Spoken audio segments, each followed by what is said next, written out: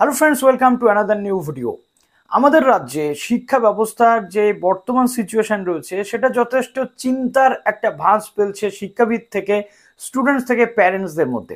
কেননা আমরা বর্তমানে দেখতে পাচ্ছি, যদি রাজ্যের উচ্চশিক্ষার কথাই আমরা নিয়ে আসি, তা আমরা দেখতে পাচ্ছি যে বিভিন্ন ইউনিভার্সিটিতে ভাইস চ্যান্সেলর না থাকার কারণে একাধিক সমস্যার মধ্যে পড়তে হচ্ছে লাস্ট 1 বছর কি 1.5 বছর ধরে, এবং অস্থায়ী উপাচার্য এবং তার পরবর্তীতে উপাচার্যহীন এই সিচুয়েশনের মধ্যে দিয়ে যাচ্ছে রাজ্যের একাধিক ইউনিভার্সিটি, যার কারণে প্রবলেম কিন্তু তৈরি হচ্ছে। যেমন ক্যালকাটা ইউনিভার্সিটিতে উপাচার্য না থাকায় এতদিন যে সমস্যাটা তৈরি হচ্ছিল স্টুডেন্টসদের মার্কশিট পেতে, স্টুডেন্টসদের মাইগ্রেশন সার্টিফিকেট পেতে, এবং একাধিক সমস্যার মধ্যে পড়তে হচ্ছিল। আমরা বর্তমানে পিজি অ্যাডমিশনের সময়ও কিন্তু সেম জিনিসটা দেখতে পেলাম। কখনো শিক্ষামন্ত্রী বনাম রাজ্যপাল, কখনো রাজ্য এবং রাজ্যপালের মধ্যে যে সংঘাত, এর ফলে সাফার করছে কিন্তু মেনলি স্টুডেন্টসরা। আর সেই সাফারিং এর মাত্রাটা কতটা হয়ে গেছে সেটা আজকের ভিডিওতে আমি আপনাদেরকে বলতে চলে এলাম। যারা নতুন আছেন এই চ্যানেলে, অবশ্যই চ্যানেলটিকে সাবস্ক্রাইব করে পাশে থাকা বেল আইকনটি ক্লিক করে দেবেন, যাতে সব তথ্যগুলো আপনারা টাইম টু টাইম এখান থেকে পেয়ে যান। পিজি অ্যাডমিশন 2023 যখন শুরু হয়েছিল, আমরা ভেবেছিলাম রাজ্যের একাধিক ইউনিভার্সিটিতে গত বছরের মতো এবছরও অ্যাডমিশন হবে। বাট প্রথমত চলে এলো মুর্শিদাবাদ ইউনিভার্সিটি। মুর্শিদাবাদ ইউনিভার্সিটিতে কিন্তু এবছর এখনো পর্যন্ত পিজি অ্যাডমিশনের নোটিফিকেশন পাবলিশ হলো না। দ্বিতীয়ত রয়েছে দার্জিলিং হিল ইউনিভার্সিটি, এবং তার সাথে সাথে রয়েছে রানী রাসমণি গ্রিন ইউনিভার্সিটি। আপনারা একাধিক প্রশ্ন করেছেন, দাদা মুর্শিদাবাদ ইউনিভার্সিটি, রানী রাসমণি গ্রিন ইউনিভার্সিটি, এই ইউনিভার্সিটিগুলোতে কবে অ্যাডমিশন প্রসেস শুরু হবে বা কেন হচ্ছে না, এর কোনো সদুত্তর আমরা দিতে পারিনি। তার কারণ হচ্ছে এটাই, এই শিক্ষা দপ্তর থেকে শুরু করে আমাদের যে ইউনিভার্সিটিগুলোর মধ্যে যে সমস্যাগুলো রয়েছে, এই সমস্যাগুলোর জন্য এই অ্যাডমিশন প্রসেসগুলো এবছর কিন্তু হলো না। এর সাথে সাথে আমরা দেখতে পাচ্ছি রাজ্যের একাধিক ইউনিভার্সিটিতে রেজাল্ট নিয়ে সমস্যা, এবং তার ফলে ডেট এক্সটেনশন, এগুলো তো চলছে। যেমন ক্যালকাটা ইউনিভার্সিটিতে রেজাল্ট নিয়ে একটু সমস্যা থাকায় আজকে লাস্ট ডেট গতকাল ছিল, আজকে ড্রাফট লিস্ট আসার কথা রয়েছে। কখন আসবে সে বিষয়ে কোনো কনফার্মেশন নেই, আসলে আমি আপনাদের জানাবো। গতকাল আমরা কল্যাণী ইউনিভার্সিটি, রাজ্যের one of the leading university, এগুলো যে রাজ্যের নতুন ইউনিভার্সিটির সাথে শুধু হচ্ছে নয়, কল্যাণী ইউনিভার্সিটি আমরা যদি দেখি যে আমাদের রাজ্যের টপ মোস্ট ইউনিভার্সিটিগুলোর মধ্যে কিন্তু ক্যালকাটা, কল্যাণী, বর্ধমান থেকে শুরু করে, বিদ্যাসাগর থেকে শুরু করে, WBSU, নর্থ বেঙ্গল থেকে শুরু করে, কোচবিহার, পঞ্চনন বর্মা থেকে শুরু করে আরো একাধিক ইউনিভার্সিটি আসে। তার মধ্যে Kalyani university one of the leading university, একটা নাম করা ইউনিভার্সিটি, একটা ওয়েল ফার্নিশড ইউনিভার্সিটি। সেই ইউনিভার্সিটিতে এরকম একটা ম্যাসাকার, এরকম একটা সিচুয়েশন তৈরি হবে আমরা সত্যি এক্সপেক্টই করতে পারিনি, বা এটা আমাদের ছিল এক্সপেকটেশনের বাইরে। গতকাল কল্যাণী ইউনিভার্সিটিতে যেমনটা আমরা 20 তারিখে দেখেছিলাম প্রভিশনাল লিস্ট, তারপর ফাইনাল অ্যাডমিশন লিস্ট আসার কথা ছিল 27 তারিখে অ্যাডমিশন লিস্টটা এসেছে। সব সাবজেক্টের আসেনি, একাধিক সাবজেক্টের লিস্ট বাকি রয়েছে। কিন্তু সে লিস্ট পরপর চলে আসবে সেটা নিয়ে কোনো কনসার্ন নয়।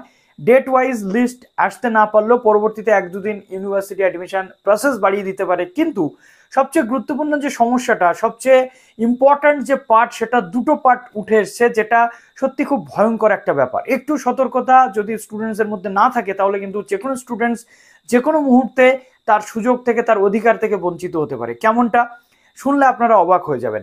নাম্বার 1 রয়েছে যেটা, সেটা হচ্ছে যে কল্যাণী ইউনিভার্সিটিতে সিট যদি থাকে 100, সিট যদি থাকে 150, সিট যদি থাকে 80টা, সেখানে যে নাম্বার অফ ক্যান্ডিডেটের লিস্ট এসেছে, লিস্ট আমরা দেখতে পাচ্ছি এসেছে 50টা, 60টা, 70টা, এরকম করে লিস্ট এসেছে। যদি 100টা সিট থাকে সেখানে রয়েছে 70টা নাম বা 80টা নাম, এমনটা নয়। এটা কখন হতে পারে? যখন একটা লিস্টে বা একটা ক্যান্ডিডেট অ্যাডমিশনের জন্য আবেদন করে না তখন, অর্থাৎ 80টা সিট থাকলে যদি ক্যান্ডিডেটরা 50 জন টোটাল আবেদন করে, সেক্ষেত্রে 50টা নাম আসতে পারে। কিন্তু এক্ষেত্রে আবেদন কিন্তু হয়েছে প্রচুর, বাট আমরা দেখতে পাচ্ছি প্রভিশনাল বা কম্বাইন্ড লিস্টে যেমনটা ছিল, সেই লিস্টের নাম অনুযায়ী এখানে কিন্তু সেই নামগুলোকে আর দেখা যাচ্ছে না। অর্থাৎ কেমনটা হয়, প্রভিশনাল লিস্টে যদি কোনো ক্যান্ডিডেটের 80টা সিট থাকে কোনো সাবজেক্টে, বা 100টা সিট থাকে, প্রথম নাম্বারের বেসিস যে 100 জন থাকে, তার মধ্যে 1-2 জন এদিক ওদিক হয়, ফর্ম ফিল আপের ভুল বা এদিক ওদিক হতেই পারে। বাট ফাইনাল লিস্টে প্রথম লিস্ট থেকে শুরু করে ফার্স্ট থেকে 70 বা 80 নাম্বার ক্যান্ডিডেট সবার কিন্তু নাম আসে তাদের মেরিটের ভিত্তিতে। এক্ষেত্রে আমরা যেটা দেখতে পাচ্ছি যে সেই সকল ক্যান্ডিডেটের নাম কিন্তু এখানে এলো না।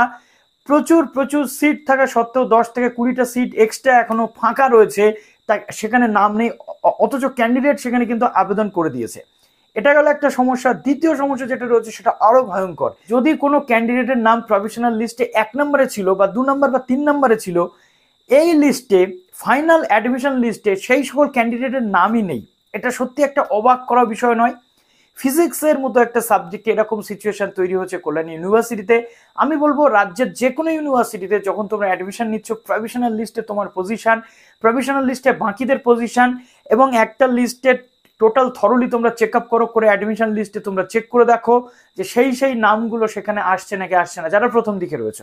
লাস্টের দিকে থাকলে ব্যাপারটা আলাদা, বাট লিস্টের নাম্বার 1-এ যদি কোনো ক্যান্ডিডেটের নাম থাকে, পরবর্তী অ্যাডমিশন লিস্টে সেই ক্যান্ডিডেটটাই বাদ হয়ে গেছে, যার কোনো গ্লিচ ছিল না, যার কোনো প্রবলেম ছিল না, এটা কিরকম হতে পারে?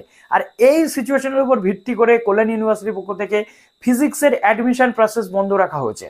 অ্যাডমিশনের জন্য যে পেমেন্ট করতে বলা হয়েছিল সেই পেমেন্টটাকে হোল্ড করা হয়েছে, অর্থাৎ স্তব্ধ করা হয়েছে, বন্ধ করা হয়েছে অ্যাডমিশন প্রসেস। ইউনিভার্সিটির পক্ষ থেকে যেটা আমরা জানতে পাচ্ছি, ইউনিভার্সিটি পরবর্তীতে একটা ফ্রেশ লিস্ট আবার পাবলিশ করবে, তারপর এর অ্যাডমিশন প্রসেস শুরু হবে। কাজেই এটা তো হতেই হবে, কেননা এটা একটা ন্যায্য ব্যাপার। যদি সেটা না হয় তাহলে সেখানে কিন্তু যথেষ্ট গোলযোগ থাকার সম্ভাবনা। অর্থাৎ একাধিক মানুষ এটা নিয়ে এক এক রকম মন্তব্য করছে যে এই লিস্টে কোথাও ঘোটালা হয়েছে, লিস্টে কোথাও দুর্নীতি হয়েছে, বাট সেই বিষয়ে আমরা কোনো মন্তব্য করতে রাজি নই। আমরা ইউনিভার্সিটির প্রতি বিশ্বাস রাখছি। ইউনিভার্সিটি আশা করব একটা বড় ইউনিভার্সিটি হিসাবে স্টুডেন্টদের এই সমস্যাটা সলভ করে দেবে, এবং এই ধরনের টেকনিক্যাল গ্লিচ বা যাই হোক পরবর্তী ক্ষেত্রে যেন আর না দেখা যায়, এটা আমরা প্রার্থনা করব। কেননা আমাদের রাজ্যের শিক্ষা ব্যবস্থার প্রতি একটা ট্রাস্ট ইস্যু কিন্তু এখান থেকে তৈরি হচ্ছে, যে ক্যান্ডিডেটটার নাম প্রথমে ছিল সেই ক্যান্ডিডেটটাকে আর খুঁজেই পাওয়া যাচ্ছে না। সেখানে এমন কিছু ক্যান্ডিডেটের নাম চলে এসেছে যাদের অনেক পিছনে নাম ছিল, এমনটাও কিন্তু অভিযোগ করা হচ্ছে স্টুডেন্টসদের পক্ষ থেকে। তো আশা করবো এই সমস্যাগুলো আস্তে আস্তে মিটবে, এবং যারা যারা অন্যান্য ইউনিভার্সিটিতে তোমরা ভর্তির জন্য চেষ্টা চালাচ্ছ, তারা এই জিনিসগুলো আরো বেশি করে অ্যাওয়ার থাকো, এবং ইউনিভার্সিটিকে এই বিষয়ে অ্যাওয়ার হতে হবে, দায়িত্ববান হতে হবে, দায়িত্বশীল হতে হবে, যাতে এই সমস্যা পরবর্তী ক্ষেত্রে আর না আসে। তো চলো আমরা প্রার্থনা করবো খুব শীঘ্রই এই সমস্যার সমাধান হোক স্টুডেন্টসদের। যারা মোটামুটি এই সমস্যার মধ্যে পড়েছো, তোমরা ইমিডিয়েট ইউনিভার্সিটির সাথে যোগাযোগ করো, এবং প্রভিশনাল লিস্ট, নতুন লিস্ট আসলেও তোমরা প্রভিশনাল লিস্ট থেকে চেক করবে, করে নতুন লিস্টে সেই জিনিসগুলোকে শর্ট আউট করা হয়েছে কিনা সেগুলো তোমরা অবশ্যই ইউনিভার্সিটিকে জানাবে যদি প্রবলেম থাকে। তো চলো ভিডিওটা শেষ করলাম, ভালো থেকো সবাই, বেস্ট অফ লাক।